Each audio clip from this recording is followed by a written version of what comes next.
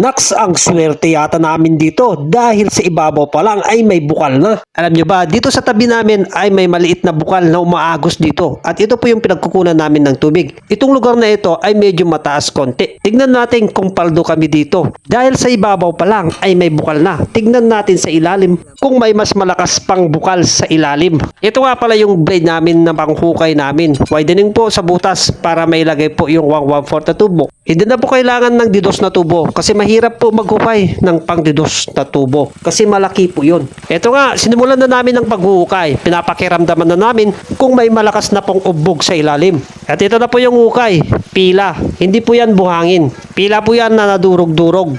Parang buhangin po. So yan mga boss, aalisin na namin po yung tubo dahil nahukay na namin yung paglalagyanan ng 1/4 na tubo. Baga pag nilaliman pa namin ito, baka wala na pong masipsip na tubig.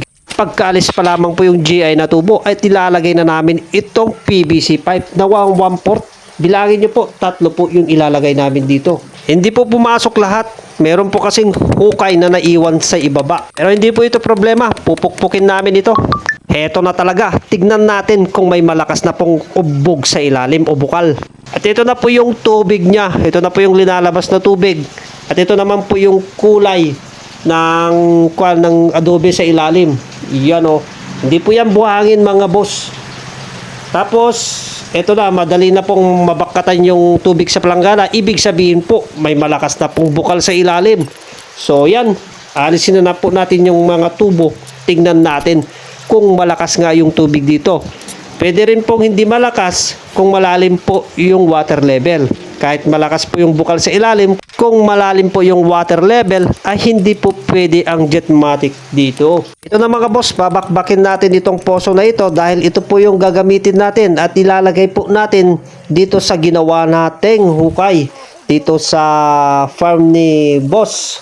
Ito na mga boss, medyo malakas yung tubig at malabo pa yung tubig at papalinawan natin yan. Bombahan lang ng bombahan.